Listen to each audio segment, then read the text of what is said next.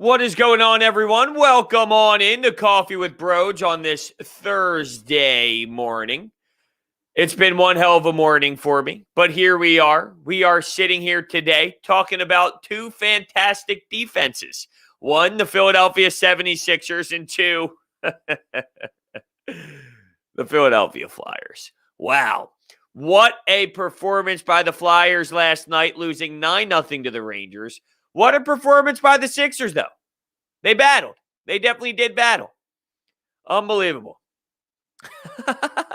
First, before we start clicking on the comments and before we start diving into how people feel about that Flyers game and that Sixers game, because I did see the reaction of people disgusted and very disappointed that they blew a lead, which seems a little bit too extreme for my liking considering the circumstances of last night. Second half of a back-to-back. No Joel Embiid, losing Seth Curry, understanding that that's going to happen. Man, that Flyers defense is a brutal. But let's take a sip, everyone, first. Cheers to everyone here in Coffee with Brodes, drinking their coffee with me. Clink, clink, clink. That's us banging our coffees together as if we're cheersing.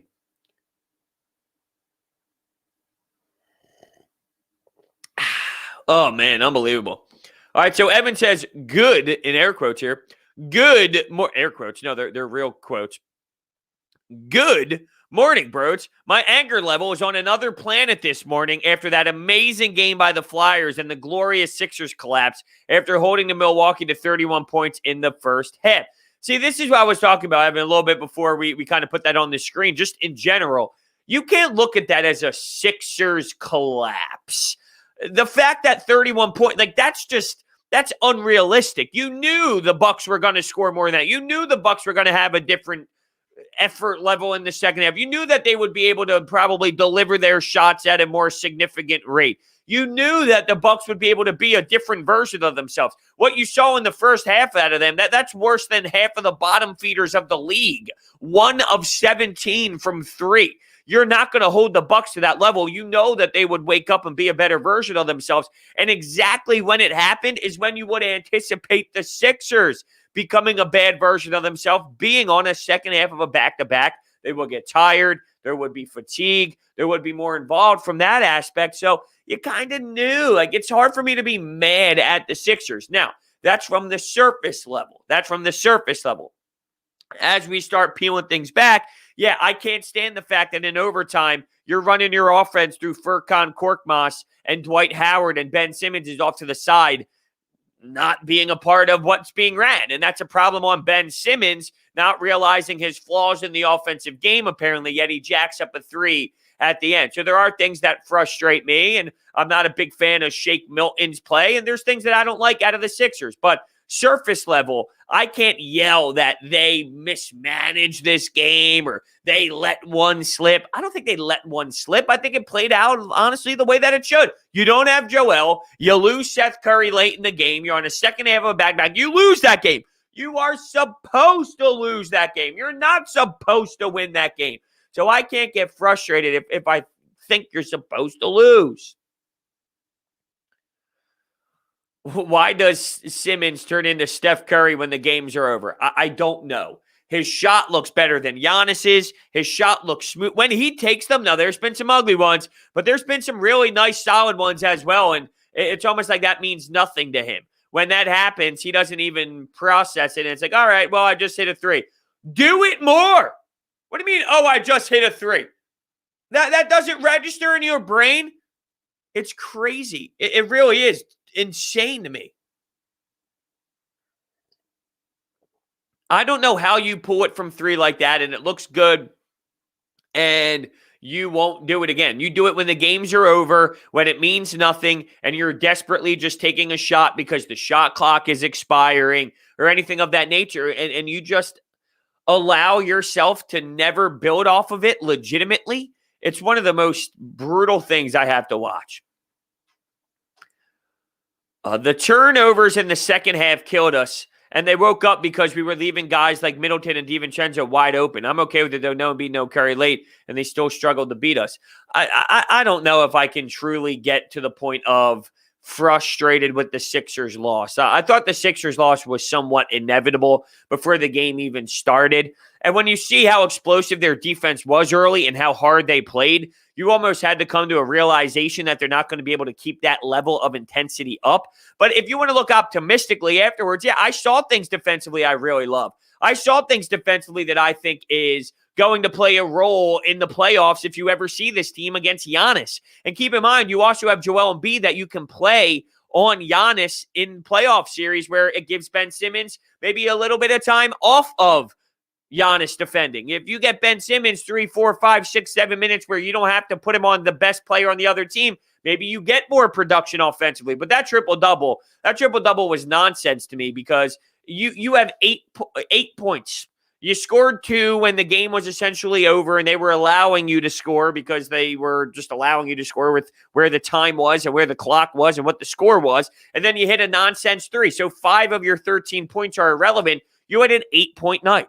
You had an 8-point night without Joel Embiid and Seth Curry leaving the basketball game. That is unacceptable to me out of Ben Simmons offensively. And I should not be satisfied with, well, his effort defensively should make up for that. No, I know what he can do defensively. Don't tell me that Ben can't produce offensively because of his effort defensively. He can. He can. I know he can. He can still be aggressive. He can still go downhill. What happened? The Bucks know how to defend him. The Bucks did the simple standard, let's wall off Ben Simmons and let's make it tough for him to operate in the half-court set. It wasn't effort. It wasn't because he ran out of gas offensively because of all the effort he put in defensively. No. Why did it happen? Because his lack of offensive game allowed the Milwaukee Bucks to shy him off in half-court sets. And that's been a problem for this team for so long. A $2 donation coming in from Jake Elliott. Dunkin' French vanilla for me. What about you, Brodes? Thank you so much for the $2. I like a Dunkin' French vanilla swirl. Nothing wrong with that. But as I alluded to the other day, right now I have limited options in the household. I think we're going food shopping tomorrow, so I'll grab some more different variations of coffee. So we're rocking the Pete's bag, the Pete's medium roast, and we're just kind of attacking it from there. Sebastian says, with Embiid, they're not beating us. I think you could take some positives out of that for sure. If you have a healthy team, if you have a healthy roster, if your guys are there, this Bucks team shouldn't scare you. If anything, you notice that this Bucks team should not scare you. And I don't think that that's breaking news. I think that that's kind of something that we realized prior to this matchup is this Bucks team is not that fantastic. This Bucks team is not anything that you should be lethally afraid of. They're not that elite. They're not that lethal. They have flaws. They have problems. So, they're not the perfect team in the world. Keith, I wish I could, my friend. I wish I could. See, this is where I think we got to settle down a little bit. Jake Rogers, would you fire Alain Vigneault if the Flyers continue to struggle? No. The guy was just hired. Last year, he's labeled as one of the best hires in franchise history, and now all of a sudden we're going to fire him because they're having a bad season. I'm not happy with some of Alain Vigneault's decisions. You win a game against the Rangers a couple nights ago. You make too many lineup changes. You try and get too cute. You try and get too pretty. Try and make a couple statements, and it backfired. Bunneman, Andreoff, and all, they were out there for some goals, so it doesn't look great. But Alain Vigneault is the Doc Rivers to a degree of the NBA with the NHL. Now, Doc ended up winning a title with the Celtics, and you did not get a title won out of Alain Vigneault yet, but he's been to the Stanley Cup Finals a bunch of times. You went to Game 7, wasn't able to close it out with Vancouver against Boston, but he's got a lot of regular season wins. He's got a lot of pedigree in this league. Alain Vigneault is the Doc Rivers to a degree without the title, but he's been to the Stanley Cup Finals twice.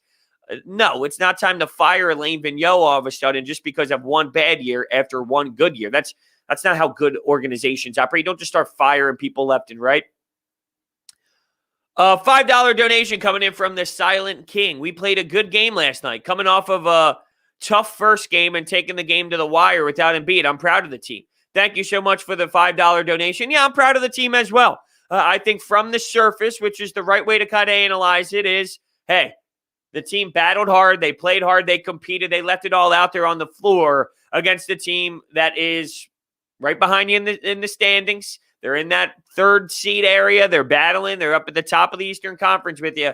You show that you can compete. You show that you can definitely be involved with this team.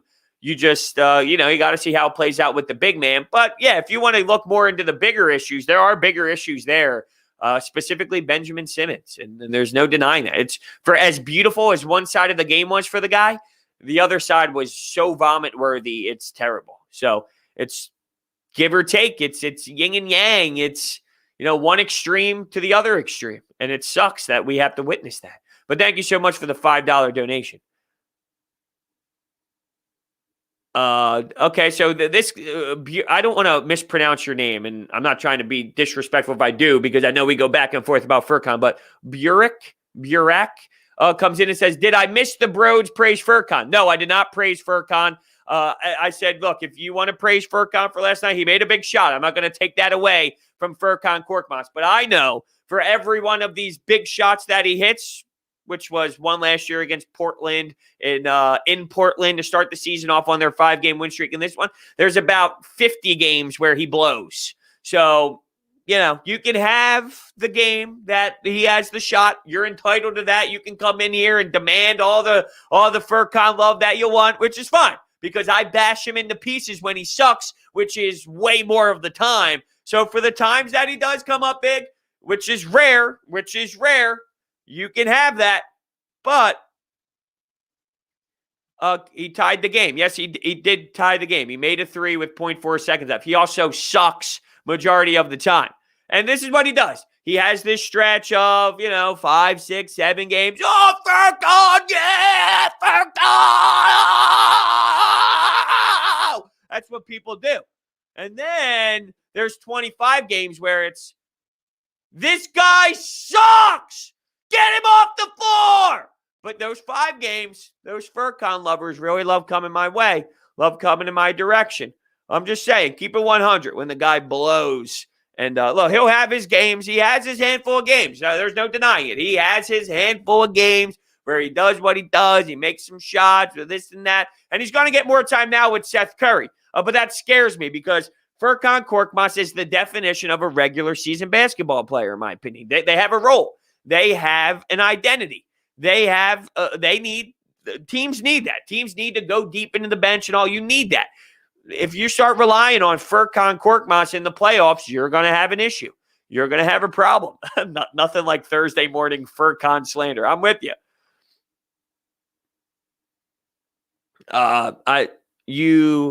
You made us Furkan lovers? Well, I don't know why I would do that.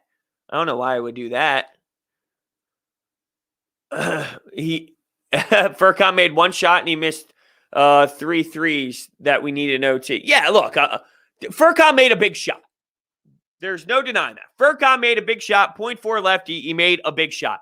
There's no reason, though, why he should be operating. I can't stand him putting the ball on the floor. And it's not his fault. It's the role that he is being utilized. And Doc Rivers is doing this. He's just doing what he's told. So I'm not even ripping Furkan for this. It's more of a Doc thing. Furkan Korkmaz should not be putting the ball on the floor, playing pick and pop basketball with Dwight Howard. I mean, it's just not good basketball. It's not how you should be operating in overtime against one of your better teams.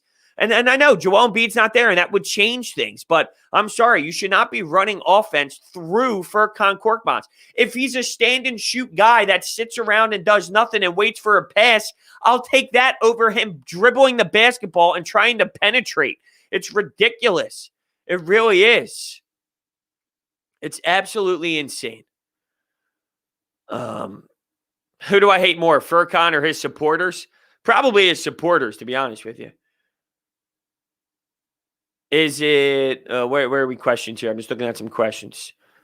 We're flip-flopping back and forth between the Flyers and the Sixers, so it's bang, bang, bang, bang, bang, bang. Brodes, I'm getting sick of watching the Flyers. It's unacceptable. The same things every game. The defense is awful and atrocious, and Carter Hart needs to be better. Elijah, there's no way that you can ever say Carter Hart needs to be better after last night's performance. I'm sorry. I thought everything you said was perfect, and then you say Carter Hart needs to be better. Carter Hart got thrown into the game. Carter Hart got thrown into the game when it was like 75-0, and Zibanejad gets wide open lanes to the net, and he's going bar down, bar Mexico, as he walks in full speed with no gap being held by the defender. I mean, it's crazy to think that Carter Hart bash is going to happen today. Unacceptable. I won't allow that to happen. Does Carter Hart need to be better just from a broader standpoint? Yeah, obviously. But last night, there's nothing on Brian Elliott or Carter Hart. That shows you how putrid they are. You can't be – there's no goalie in the world. Carey Price in the prime won't be able to stop this. Martin Brodeur, no way. Marty Turco, you name it. Marty Turco, geez, what a name out of the past there in the Dallas Stars uni. Dominic Hasek. These guys aren't saving the season. Oh, you're not? Okay. I got you. You're not talking about last night. You're just talking from a broad standpoint. Okay, that's fine. But yeah, I can't believe what we saw last night. The lack of back checking is incredibly pathetic. The fact that there's guys, the third man high is that wide open when they enter the zone. It's unacceptable. Jack wants to know who's worse, Gabe Kapler or Korkmaz? My initial reaction to that, I would have to say, is Kapler. I don't know if that surprises people or not, but I think my initial reaction when I saw it was to say Gabe Kapler over Furkan Korkmaz. That would be my answer. Yeah, I think that's definitely it for sure. Looks like Alain Vigneault's magic has worn off after 1 year. Time for Fletcher to rebuild the blue line. I don't think you can rebuild it though in this one off season. I really don't know. And I talked about this on my post-game show a bit. I'm going back and forth. There's times where I think you owe it to yourself to get that defenseman because Matt Niskanen was here and now he's not here, and it made one big extreme. Whether that's right or wrong, there was an extreme difference. So you owe it to yourself to find out what it would be like with one veteran defenseman that comes in and maybe calms things down. At the same time, though, I want a smart GM that thinks more than just this season with it, and you put together a package, and now you lose. Let's say you lose Phil Myers. And I know it's hard to defend Phil Myers after a -6 night, but let's say you lose him. If you give up a first-round pick, a top-tier prospect, and a mid-level prospect, and then you lose Phil Myers in the expansion draft because you're holding on to someone like Ekholm for one season of play, you would only have him for 1 year, would you give up pretty much a first-round pick, Phil Myers, a top-tier prospect, a mid-level prospect for 1 year of Ekholm? I don't know if that's worth it. So I don't know if I'm giving up a package for Ekholm anymore. I thought I would, but I don't think so anymore. I don't think so. Looks like Sirianni and Howie will be available for reporters at noon. Is that true? I'll have to check the Twitter sphere. Let me move my one monitor closer, though. I always have to move it. I can see it a little closer over here. That should be interesting. I didn't see that, though, but I will. Oh, yeah, okay. Huh. Geez, this would be incredible. Let's hear what Nick Sirianni has to say today. That's good. That gives us some Eagles content, though. So I'm excited to hear that for sure. For sure. Purek, I came to your question earlier. There's a lot of people here I got to get to. I don't, there's a lot of people I got to get to. No, I don't think that would be a good, that's not something that this team is like, hey, we got to go out and get that guy by any means. Are you defending Myers? Long term, I'm defending Myers. Yeah. Phil Myers is an undrafted player who has a unique skill set and is a good player. Him along Sanheim, I don't think Sanheim is a bad defenseman. They're just going through a bad year. These defensemen all don't blow. Travis Sanheim was a great player last year. Travis Sanheim was a very solid player last year. Do I think he's that fully? I don't know. I know he's not this, though. I don't think he's this bad. I don't think Phil Myers is this bad. I think it comes back to having this veteran presence, having someone who can help solidify the D-core. Am I defending Phil Myers long-term, that he's an NHL defenseman that you can utilize? Absolutely, yes. I think he is.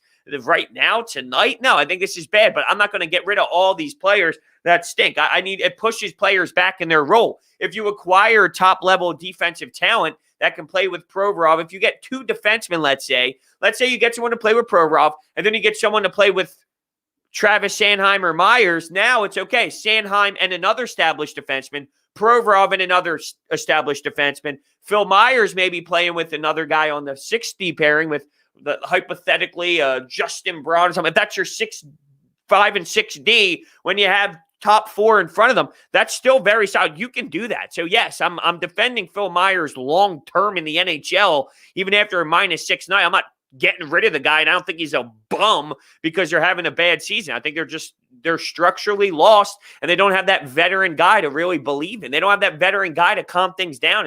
It's more of not having that presence.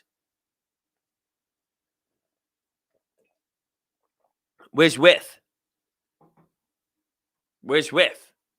is the answer. It's the most random comment of the day, I feel, unless I'm missing something. The Phillies need to have good pitching. Like, we're going Flyers lose 9-0. You got the Sixers with a really hard-fought effort last night. Phillies don't even play today at all. The Phillies need to have good pitching. I love it. I literally love it. I'm with you. I'm not discrediting that. I think that's a very valid point. I think you are correct with that assessment. I just think it's pretty funny. I could have played better defense than the Flyers last night, and I can't even ice skate. That's coming in from TK 421. Yeah, I'm disappointed in a lot of these players. I'm disappointed in just where you're at now with the forward depth. You're not even getting production out of the forwards. It's ugly from there. Yeah, it's really disappointing. Wait, did Giannis say something about Wiz? I didn't see Giannis post game. I saw what Giannis did during the game. I saw what Giannis did to celebrate on the court. I did not see anything about Giannis post game with Wiz Wit. Did that actually happen, or is this just people having some fun in the comments section? Oh, I guess he did. I guess Evan is saying here as well. Can somebody link that? Can somebody DM me, or maybe I guess I can. Giannis cheese steak. Let's see if Giannis cheesesteak comes up. Oh, it does. Hold on, I'm playing it out loud here. Why can't I hear it? What the hell is going on here? Oh, hold on. Oh, here we go. I got it.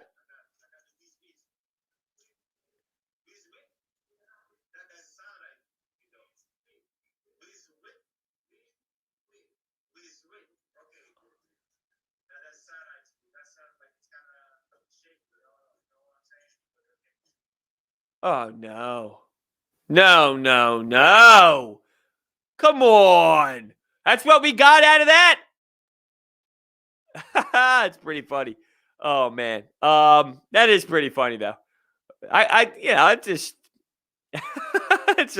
I think it's funny that he's got a cheesesteak post game. No, isn't that funny in its own? Like, here you are after a game, you drop 32, you get an overtime win, and during your post game pressure, here you are shaking around a cheesesteak.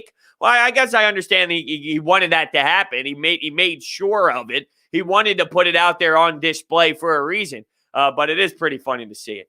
What's my favorite TV show? Jersey Shore. I'm kidding, but I'm in a. If you've been listening to Coffee with Brodes over the last couple of days here, I'm on a kick. I'm on season 3, and it's been about 3 days of just nonstop grind in Jersey Shore. I love it. Snooki was just running around the boardwalk drunk, asking where's the beach. She was right in front of the beach. She's hammered. She's eating potatoes that aren't even cooked. I'll tell you what, Jersey Shore right now is my favorite show. If you don't know, when it comes to all-time favorite show is Friends. I like Friends, Curb Your Enthusiasm. Those are good shows. But if you're going to ask me, like, what do I watch outside of sports? If you are new and if you don't know, outside of sports, I love terrible, shitty reality television. I love bad, funny reality television. I watch The Bachelor, The Bachelorette with my fiance. I watch Love Island with my fiance. We watch a lot of the shows that are like bad reality TV and good reality TV as well. We love that stuff. So that's what I'm all about. So it's all these people, Breaking Bad, which I've seen all before, but like all these good, very produced, solid shows that have great series, that have so many seasons, and it's phenomenal television. Give me Snooki shit-faced on the boardwalk, right? I mean, that's what I'm all about. Give me the situation in the club, talking to chicks and getting hammered. I want to see Paulie D bring someone back to the smush room. That's what I'm all about. So while everyone watches all these great, like, produced good shows, How do I watch Jersey Shore? It's on Hulu. It's on Hulu. 90 Day Fiance, another great, phenomenal show. I'm not diehard into it, but that's the type of television that I rock with. But that's what, when you lose 9-0, when the Flyers give me that garbage, when the Flyers are pathetic, you lose 9-0, what am I supposed to do when I'm done? What do you think? I'm going to watch the extended highlights? No, I'm going to put on, bang, season 3. Ron, stop. Ron, stop. Ron. Who wrote the note? You two. That's what I need out of Sammy Sweetheart. I don't want to see Elaine Vigneault's face. Who wrote the note? Who wrote the note? JWoww. You say you get your ass beat. You say you get your ass beat. That's what I'm here for. All right. That's what we had enough of that. The title of today's show is not Jersey Shore, although we could do that. The title of the show is this. What's better, Sixers defense or Flyers defense? That is the question of today. So there we have it. Oh, I saw Jeff Mosher tweet something out about Nick Sirianni. So I want to see exactly what he put. Nope, it was nothing other than Howie Roseman. Nick Sirianni will be available for a press conference. No Colts reporters allowed. That's funny.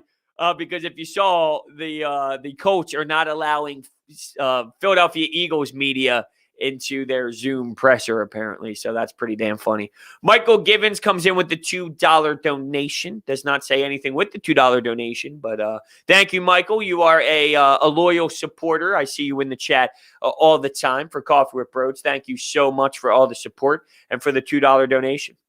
What's up? What's going on? Unknown Mouse, how are we today? Yes, I love how people are like responding to the actual question as if it's not a somewhat of a rhetorical question here. I think we all understand the answer to what defense is better. Unreal. Unbelievable. What is better, Phillies bullpen in 2019 or the Flyers defense? I think the Flyers defense is better than the Phillies bullpen. The Phillies bullpen was the second worst in MLB history, while the Flyers defense is garbage, and it is one of the worst things I've ever seen in my life. And it could be up there with the worst D-zone coverage I've ever seen in the history. But the bullpen ERA number does it justice to say Phillies bullpen in 2019 is worse. Brodes, what is your advice for me? Okay, this is from Michael, who just donated $2. What is advice for me if I want to be a future sports broadcaster and in journalism? Well, considering your age, going to college to get a sports degree, it realistically doesn't have to be a journalism degree. You can do it in just communication. You can do it in just journalism. It doesn't have to be sports journalism. But you start with getting a degree that can help you out in this field. And in today's world where there's so much, this is what I tell a lot of people that ask me, like, hey, Brodes, I want to start something. In today's era of technology, the platforms are there for you, right? Make it happen. Make it happen. It's not the old way of traditional media where you got to make your way through, intern, this and that. Like, there's so many platforms. There's so many directions you can go. There's YouTube, there's podcasts, there's Twitch, there's this, there's that, there's Facebook Watch, there's everything. There's so many outlets. Get a microphone, get your computer, and make something happen, right? Like, use the outlets, use the resources that are there, and then you can apply that to your degree, where you're going to school, and things of that nature to kind of make it all come together. So that would be my thoughts on it. Brodes question: will Odubel Herrera make the opening day roster? He's got to be your starting everyday center fielder. No, he's got to be. The guy's crushing the baseball. He's murdering the ball. He's hitting home runs. Now, there's going to be – this is the thing. Right now, it's easy to say that. But during 162, there might be 10, 15, 20 games in a row where he goes on a little bit of a stretch of bad play. And there might be some ugliness involved. And I'm curious what the feelings will be like when that happens. Oh, get Hastley in there. Oh, get Quinn in there. Oh, you got to get rid of him. You got to move on. Oh, he shouldn't be there. There's going to be a time where he goes through a funk because that's baseball. McCutchen goes through a funk. Harper strikes out a lot. Rhys Hoskins won't hit the baseball. He'll be swinging through the middle of the pipe, and he'll be missing fastballs right down the plate. Alec Boehm, well, he never messes up, so that's different. Mickey Moniak's another name that people will be screaming for. So, yes, he will be. I think he's your starting center fielder. There's no one even close to the production that he has given you to this point. I just wonder what's the leash like when things do start to slow down for Odubel Herrera? What happens when he does go through a funk? What happens when things do get a little sloppy for him? That's what I'm curious about. Nat says Mickey Moniak season. Yeah, Mickey Moniak is definitely making a little bit of noise, and maybe he's developing this. Maybe this was the big leap year for him. I'm not going to make that type of projection based off of home runs off Reggie McClain and 9 innings, 8 innings, 7 inning type of hits in spring training, because that's significantly different than versing other teams' bullpen late into their bullpen in a big moment, right? What you get in the 7th, 8th, 9th inning pitching-wise in spring training is not the same as going up against other teams' closers, other teams' late inning guys. It's completely different. But Mickey Moniak has somewhat created a little bit of noise for himself. There's no denying that. I think that's pretty obvious here. All right, I am doing, as we are discussing this conversation, I am uploading our brand new episode of Open Ice Hits, if you're a hockey fan, that we recorded this morning. So that is being uploaded now. All right, cool. So we'll wait for that to happen.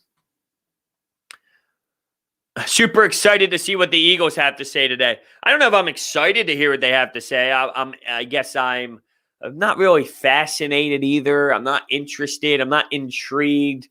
Am I worried? I don't know what the word is for my thoughts on hearing Nick Sirianni and Howie Roseman talk today, because I'm nervous about it. I'm expecting it to be a little wonky. I'm expecting us to rip what they say. There's probably going to be a layer of laughing at what they're saying and nitpicking, and not even nitpicking because it deserves to be peeled back. But yeah, I'm expecting some bad stuff for sure. Farzy Show. If you don't know about the Farzy Show, well, you're missing out. Mark Farzetta every single morning, 6 a.m. to 7 a.m. on his YouTube channel, on his Twitter, and other podcasting platforms as well. Mark Farzetta chimes in. Brodes, about to dive into your reactions from last night's massacres. Plural. Yeah, there were two. There were two bad ones, although I don't know if the massacre with the Sixers is a good way to describe it. They lost, and they lost the lead there, but it made sense. It was somewhat inevitable due to circumstances. The Flyers massacre, though, yes, that is the way to describe that one for sure. Will I start an Instagram account? I have an Instagram account. My personal Instagram is at Brodes81, same thing on Twitter, and then my branded one for Brodes Media is at Brodes Media. You can find both of those on Instagram, of course. And since we're on the topic of Twitter, at Brodes81, at the top of my profile right now, there is a pinned tweet. Every Wednesday, we do a giveaway, the Hump Day giveaway. This week, it's a Ben Simmons Sixers tee. It's a beautiful one. I really love the way the 76 is on the front and 25 is on the back with Simmons written in it. It's a beautiful t-shirt. Make sure you are involved and you give yourself an opportunity to win. Every Wednesday we do this. Last week it was a Bryce Harper player tee. And not to say anything crazy, but it looks like it's possible. It might even be upgraded to something even more special out of that Bryce Harper department moving forward. So you want to be engaged. You want to be engaged. For sure. The Flyers suck. They don't know how to defend the puck. Some players be looking absolutely clueless out there. They don't even know where they are. This team needs to put me out of my misery. Well, I guess if your expectations change with it, maybe the misery isn't there. If you go into the nights expecting dreadful hockey, well, when you get dreadful hockey, are you still in your misery or are you understanding of the situation so then you don't feel as bad watching the bad D-zone coverage, the bad passes, the turnovers? For as much as I praised what Claude Giroux did the night before, that was a bad leadership game at everybody involved. AV, it starts with AV. It then trickles down to Claude and then the guys who rock the A as well. Just bad.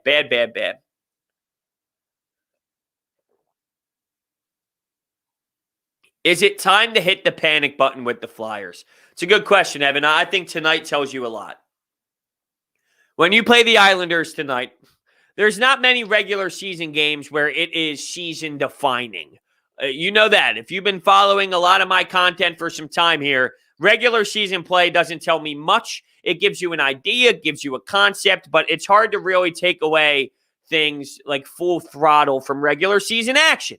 Tonight is telling. You get your ass kicked 9-0. You get abused, right? I mean, you get annihilated by a Rangers team, or you're embarrassed, and they're scoring goals one after the another, after another. Zibanejad is flying through the neutral zone. He's cutting into the zone. Panarin wide open, patience. Where's the gap? The gap control was garbage. So you're getting annihilated. Now you got to play the Islanders the next night. If you don't fucking give it your all and bang in those corners and throw the body and show fight, like I need to see the message sent from this team. If you don't outwork your opponent by a mile tonight, then it's yes, the panic button is hit. So tonight is it. Tonight is whether I'm hitting that button fully or not. I'm like hovering the button. Here's the button. Here's that button. I'm hovering the button. What's that red button that everybody used to have? What was the red button that everyone would hit and it would say something? I want to say the go button, but it's not the go button. What is that button? And why am I drawing a blank? Everyone knows what it is, right? It was a very hot item. It was known, and you would hit that red button. It would say something. Let's go, chat. I know you know. Easy. That was easy. Bang. That was out. You could have used that last night if you're the Rangers. That was easy. If I'm Zibanejad, I wish I had an easy button next to my fucking stall. That's how I felt last night if I was Zibanejad. Or if I'm on the other side, if I'm on the coaching on the other side. Oh, what's that? Quinn can't make it? Okay, I'll coach for the Rangers tonight. That was easy. Insane, man. Just absolutely ridiculous. But anyway, I'm hovering it. If I am hitting the panic button. Hovering over top of it. Ridiculous. Oh, man. Just unbelievable. What do I think the Flyers should do at the deadline? Let's go. We got hype Brodes again. That's not hype. That's pissed off Brodes. What do you think the Flyers should do at the deadline? I'm at the point now of nothing, honestly. I think I'm starting to get to the point of almost nothing significant. Nothing. Nothing significant. Nothing. Nothing significant. Nothing significant.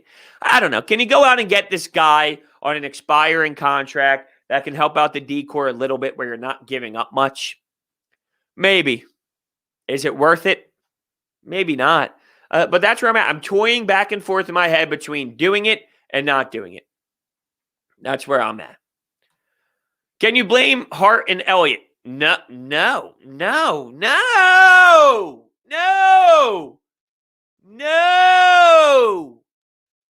I don't know how you watched last night. Mike, with all due respect, seriously. I don't know how you watched last night and think anything of the goalie's poor play. Seriously. Did you watch the game? And I can understand why you turned it off if you didn't watch the game. But if you watched the game, can you blame Elliott and Hart's goaltending? No. And Alex Lyon? You're upset with what you're getting out of Hart, and you're upset with what you're getting out of Brian Elliott, but you want to call up Alex Lyon to play and think that that's going to be better and think that you send Carter Hart to the Phantoms? Come on. That's really out of touch. That's really off base. With all due respect. That's really bad. That's a bad thought process, Mike. And if you're not look, I'm not going to sit here and bash it. Some people aren't hockey guys. Some people are just casual Flyers fans. If you're a casual Flyers fan and you don't understand where Carter Hart is, what Carter Hart is, and moving up and down guys and all, then I can understand like the out of touch question. But if you are a full on hockey guy and really ask it, I think that's incredibly off base. Trade Ghost and Gustafsson to begin with. Well, Gustafsson wasn't that a 1 year deal? It was that 1 year, it's like 1 year, couple mil. He ended up signing for 1 year, $3 million. So Gustafsson's going to be gone anyway. Nobody wants him for a reason. Nobody's going to want him. And Ghost, he might be the guy that gets picked up from the expansion draft. So I don't even know if you're going to get an opportunity to. He might be that guy. Do I agree with the Lavigno pulling the vet to the young franchise goalie to get absolutely shredded? Yeah, you have to. You look, there's two sides of this. You're looking at it from, you're throwing Carter Hart into there. That's not the message when you're a head coach pulling a goalie. Your message is, I can't allow Brian Elliott to get destroyed. There's a respect level. If Carter Hart was the first goalie in, you would pull him to put in Brian Elliott. Because at some point, once you allow 5, 6, 7 goals, no matter what it is, you don't allow that goalie to constantly continue to get annihilated and get waxed out there. It's like, hey, not your night. I'm not going to keep you in between the pipes and allow you to just get ripped apart like that. You got to make a move. So it's not really about the message being sent to Carter Hart. When you're the goalie that gets put in when the goalie gets yanked, there's no message to you. The message is really to the players playing. You're not doing good enough, and I need to make a change because your asses are pathetic tonight. And the other message is, Elliott, I'm not going to leave you out there out to dry. Now, obviously, someone has to be in the net, but your message to Carter is not, hey, we're going to allow you to get shredded because we don't want it to happen to Brian Elliott, so we'll allow it to happen to you. That's not what is going to happen. Gus will probably get traded. I don't know who's trading for Gustafsson. Is anyone seriously trading for Gustafsson? I don't think so. Do you think we should sign Cam York? I don't think Cam York's ready yet, honestly. I don't think Cam York is ready yet. Kevin Hayes doesn't get credit for his play. He's having a solid season. I think Kevin Hayes has been underwhelming, quite honestly. I know his stats will tell you otherwise. His stats aren't as I don't think his stats tell the full story on Kevin Hayes. I think Kevin Hayes needs to be better. I think Kevin Hayes and that second line and whatever line he's playing on, I demand more out of Kevin Hayes, out of what he's been providing on the ice. No matter what the stats tell you, no matter what his point total is this year, I need more out of Kevin Hayes. I expect more out of Kevin Hayes. Ben Simmons on the Flyers for defense? I guess it's possible. It could be could be better. Is Kevin Hayes even playing? Yeah, that's exactly. And that's kind of where I'm at with it.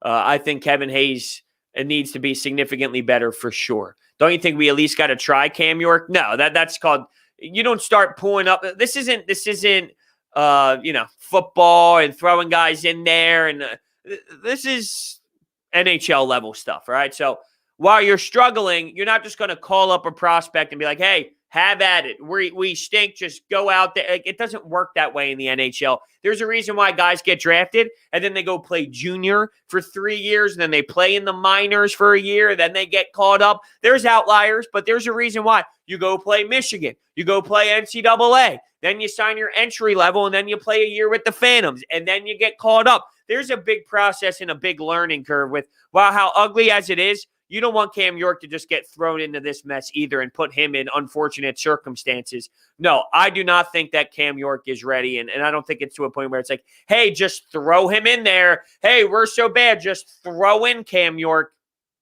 No, I don't think that is the case. But speaking of Cam York, I saw Cole Caulfield score a nasty goal and have a sick celebration. And I remember giving up on Cole Caulfield when he slipped. And I like Cam York, but that did happen. Where did Caulfield, where did he end up? He went 15 to the Canadians. Okay. And then Cam York did they go 14 that year? 12. They went 12 that year. Oh, wait. No, he was ranked 12 by NHL scouting. Where did the Flyers select that season to...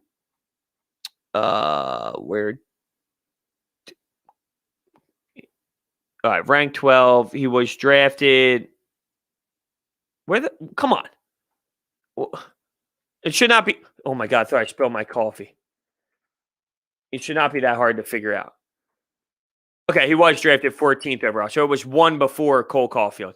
I remember being in that area, and I wanted Cole Caulfield badly, and here he is scoring a big-time bingo, and oh, man.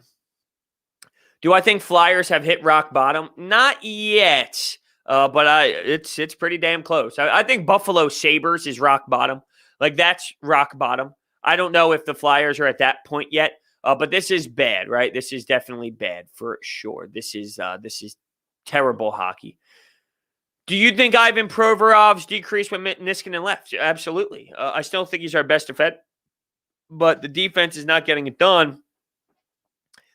Yeah, it's definitely a product of that. He's trying to play Matt Niskanen's role. And when Justin Braun's your defenseman on the other side of you, and when Shane Gostisbehere is playing with you, and when Eric Gustafsson's playing with you, you're flip-flopping and getting a different guy every single night. You were allowing Ivan Provorov to be that guy that could join the rush. He could play how Gostisbehere was playing. He can join the rush. He could be the guy that gets that third man high role. He can execute and be a guy that jumps in on a situation. Like, Provorov could do that because Matt Niskanen was the guy behind them. You don't have that now. Now Matt Niskanen isn't here, so Ivan Provorov is the guy that has to be steady Eddie, and he's having a tough time doing that. And that's not an easy role to be in. There's a reason why. Like, Ivan Provorov's not ready to be that Matt Niskanen role. That Matt Niskanen role comes with age. When you're 28, 29, 30, 31, 32, 33, when you become more of a veteran, experienced defenseman that knows the little things, and I've talked about this before, Matt Niskanen is not some skilled, grizzled player. He's not. He's just a smart IQ player that knows the little things and has the intangibles and knows the IQ of the game. That comes with age, that comes with experience, that comes with playing a lot of hockey at the NHL level. Ivan Provorov's not ready for that yet, and that's fine because that's normal. At ages 28, 29, 30, 31, 32, 33, that level of defenseman is I lost my train of thought because I keep seeing all this Angus stuff going on. I don't even remember what Angus said yesterday, to be honest with you, but we'll get to that in 1 second. Where was I? Yeah, Provorov's not ready to be that guy yet. So what did Angus say yesterday? I totally forget. I remember putting him up on the board. I don't see Angus in the chat at all saying anything unless I missed something, but it doesn't look like I did. So what did Angus even say? Because I honestly don't remember. Ness says, Ivan Provorov's not elite. He's a great top four guy. Patty needs to go in an adult league. TK might be a flash in the pan. This is what we get. Yeah, Patty stinks. Nolan Patrick is a horrendous hockey player. Ivan Provorov is not elite yet, but he has an elite skill set. Like, I think Ivan Provorov will be elite, but I think it's also a lot to demand. Is he 24? How old is Provorov? He's 24 years old. In terms of being a true number one elite defenseman at 24, give me the long list of players that are that. Because guess what? It ain't long. It's not long. It's not. So Ivan Provorov is not an elite guy right now. Not many 24 elite guys are. It's just not how it works, right? It's not how it works. What changes will AV make to the lineup tonight? Too many. I'm sure Oscar Lindblom will get thrown back into the mix as he was scratched for like Andreoff. And who else was there that was changed? I think Ghost is going to be back into the lineup, of course. I wonder what he's going to do with that D pairing. Who's going to be scratched? Sanheim and Myers? Or do you – because I was thinking, do you scratch them or do you go with the go play? Because you got to think of a message like, -6 is so god-awfully bad. It's so easy to be like, okay, they're going to be out of the lineup. But these are your top four guys. These are your top four defensemen. You're not going to get a lot. You take Sanheim and Myers out of the lineup. Guess what? Haig, Braun, Gustafsson, Ghost, Provorov. Like, that's garbage. That is a bad set of six. Prosser. You can't do that. You can't have that out there. So I almost think of, like, you allow them to go back out there and, like, wash it off. Go wash off that performance from last night. You know what? You guys are both -6. That's terrible. Go allow yourself to redeem yourself tonight instead of just scratching them because of the bad performance. Allow them to kind of play themselves out of that funk almost. Patrick can go. Anyone want a Nolan Patrick Stadium Series jersey? Absolutely not. Absolutely not. Cam York looks promising. I want Frost to get more minutes too when he gets healthy. Yeah, I mean, both of these guys are more long-term options. These players aren't, just like Provorov, 24, not ready yet to be that guy. Cam York is not going to walk in and be that guy. There's going to be a long learning curve. There's going to be a long process. There's going to be a bunch of games, a bunch of seasons where it's going to take a serious amount of time to kind of get back into it, for sure. All right, Mike, I think I understand what type of commenter you are at this point. John Tortorella coaching this team may be an idea. What are you talking about? They just hired Alain Vigneault last season, who had a fantastic season. Everyone claimed was one of the best hires in franchise history. Now all of a sudden we're talking about firing him for John Tortorella, who's a coach for the Columbus Blue Jackets right now, and it's not as if he's available at this moment. So you've made 3 asinine comments in a matter of 15 minutes. I think I kind of understand what category I put you in, which makes sense considering douche is in your name. Your name is Douche Mike, Metal Douche Mike. Well, your comments are kind of douchey, just to be quite honest with you. It pisses me off to think we chose Nolan Patrick over Heiskanen, Makar, Pedersen, Suzuki. I know. But at the time, and it's hockey too. This isn't the NBA draft where the top 2 picks are normally kind of like in hockey, pick 7, 8, 9, 10, 11, 12. You're going to have studs throughout the first round. In the NBA, after the first 5 picks or so, there's a big drop off, right? So with that being said, in hockey, like at the time, Nolan Patrick, that pick was kind of what it was. It was status quo. It was, all right, you're getting Nolan Patrick. It's not, hey, you got to go out and get a Cale Makar. No one at the time was talking about Cale Makar over Nolan Patrick. No one was talking about Pedersen over Nolan Patrick. It was Nico Hischier, and it was Nolan Patrick. That was the conversation. So they took who kind of fell to them, and that's kind of what it was. They took who fell to them at 2, which was Nolan Patrick, who was somewhat discussed as that number 1 or number 2 pick. There was some speculation of could he go number 1, but I don't. Now we have hindsight. Now, yeah, you know what? They fucked up, and there were other guys there. But at the time of the draft, it was Nolan Patrick. It was Nolan Patrick. He just stinks. There's nothing else to it than he just stinks.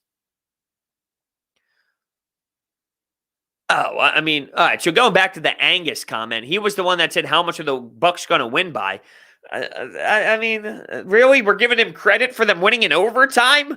We're giving them credit. I said, first off, if you remember, when Angus commented yesterday, and I put him up on the screen, it was after the Sixers won against the Knicks. It was 3 minutes into Coffee with Brodes, and he was already talking about how much are they going to lose by, and the Bucks are going to win. Yeah, no shit. It makes sense. It's the second half of the back-to-back without Joel Embiid. You have a good advantage of being right. My point was, after they win against the Knicks, how 2 minutes into the next show are you already asking how much the Bucks are going to win by? And it went to overtime. So screw Angus. I forgot what he said, and I thought it was going to be way better of a comment than that, but that comment sucked.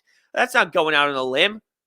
Yeah, you got. I'm with this here. You guys were hyping up Angus as if he said something so insane like Furkan. If he said Furkan was going to hit the game-tying shot with under a second left, and then that happened last night, all right, we can have a different conversation. We can resurface this and have some more fun with it. But you're telling me that Angus's comment was, how much are the Bucks going to win by? Come on now, people. We got to be better than that. Damn. They didn't look into the family medical history. That's what upsets me about Nolan Patrick. Dude, I don't know if you're kidding, Arm Zebra, or not, but I don't think we need to start diving into family history of injuries and family medical history. I don't know. I think that's kind of taking it to an extreme, to be honest with you. Because, like, for example, DK Metcalf with the Eagles, he wasn't taking me because of some medical history stuff. Look at DK Metcalf. And if the Eagles told you, you know why we didn't take DK Metcalf? Because his father's father had injury history, and his father had some problems with. Oh, okay, you're joking. I didn't know if there was some migraine history with Nolan Patrick's family that I didn't know about, and you were saying that. I didn't know if that was the case. So I'm like, hold on a second. Yeah, York Durso's chiming in here, and Durso and I just recorded a Open Ice Hits podcast that is processing now on YouTube, so hopefully it comes up pretty soon here. But yeah, York was 14th, Caulfield was 15th. I wanted Caulfield badly. I think York's a player, though. I think York's going to be a top talented defenseman for your franchise, so I'm not mad with the alternative, but that kid is shifty. That kid is fast. That kid has hands. And even when I'm watching the World Juniors and I watch Caulfield play out there, the dude is legit as hell. And I think Cam York is good too. He's going to be a top tier type of player for you.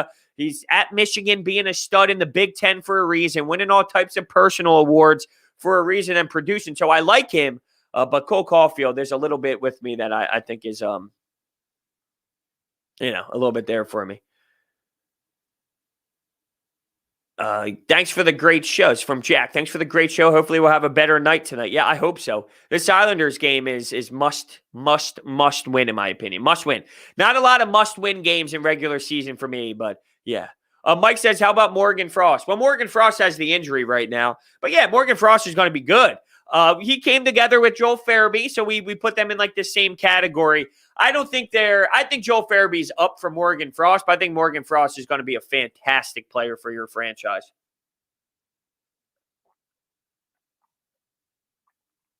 Evan says, I really like Cole Caulfield. I think he's going to be an elite stud. Yeah, Cole Caulfield is serious. But I don't want to make a downplay Cam York, though, because I don't want to make that seem like, Cam York isn't going to be a player. It's very possible that Cole Caulfield and Cam York both become fantastic guys. Fantastic. What am I? I'm turning into Jersey Shore. I'm sorry. It's what happens when I watch Jersey Shore. The other day, I have I got a dog. His name's Renzo, a Cavapoo. He lays with me, and he's like cuddling with me in bed when I took a nap. And I was telling my fiance, yeah. And I said, oh, yeah, Renzo was snuggling with me.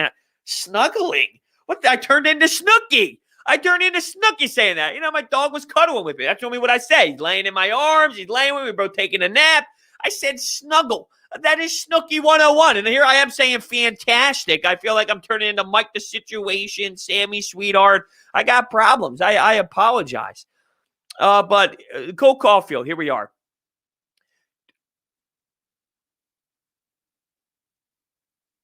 He's got a... Oh, my God. He's got 50 points in 30 games at Wisconsin this year. I did not know he was having that type of season. In his freshman campaign, he had a point per game, which is very impressive.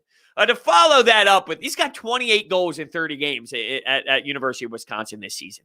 I did not know it was to that level of great play for him this season. Wow, I was just a little taken back by how many goals he had. He's almost got 30 goals. Insane. And he had 5 points in the World Juniors in 7 games. So, geez, that is, that's pretty damn solid. And I know Cam York just won some sort of Big Ten award for his performance at Michigan. So, a lot of hockey talk today, by the way. I really love that. As we have a couple minutes left in the show, I started a little late. I started at like 9:02. So, we'll go till 10:02. I'll give everyone the full hour. But yeah, I do enjoy the hockey talk. Look, as a defenseman, Cam York has 20 points in 24 games with a plus 13 plus minus. So he's almost at a point per game as a defenseman. Defensive Player of the Year in the Big Ten. It was, though. It wasn't a league NCAA thing. It was it was just a conference thing, which is significantly different from. So with 20 points in 24 games to lead the Big Ten, defenseman Cam York is the Big Ten Defensive Player of the Year. Yeah, I love hockey talk too, but it's good to go back and forth with it for sure. Someone did mention something that I wanted to say, though. Someone was mentioning something. It was hockey related. It was about the Flyers. I think I lost it, though. Oh, here you go. It was about my own personal hockey. Toughest team you played in high school, CBA, Delby, Bosco. When I was playing at Gloucester Catholic, Del Barton was the team to beat for sure. It's somewhat transferring a bit because my freshman year was the year that they had Kenny Augustino and some of those other top dogs. Where is Kenny Augustino playing? Now I could have sworn he had I heard his name pop up the other day. He's playing for the Marlies in Toronto. Okay, so we're still mucking a little bit with the Marlies. But yeah, Kenny Agostino was there. As it kind of transformed a little bit, it turned into CBA a little bit more as they had Connor Clifton, who obviously plays for the Bruins, and also it started out Del Barton, and then it transformed into CBA a little bit as it went going. Yeah, Del Barton in its prime was insane for sure. But with that being said, everyone, thank you guys so much for the fun today with Coffee with Brodes. We got one more day to attack on this week. We got Friday's show, and I'm looking forward to it. We have some news coming, and it'll happen at the end of this week. I just want to keep everyone teased, if you will. So just be on the lookout for some news that will be coming towards the end of this week, heading into the weekend. Be aware you can follow me on Twitter at Brodes81, where the news will drop. And remember, there is a giveaway going on Twitter every Wednesday. Hump Day giveaway. Make sure you check out this week's, which is Ben Simmons giveaway player tee. So it's a good one for sure. Thank you guys so much, and I'll see you tomorrow morning.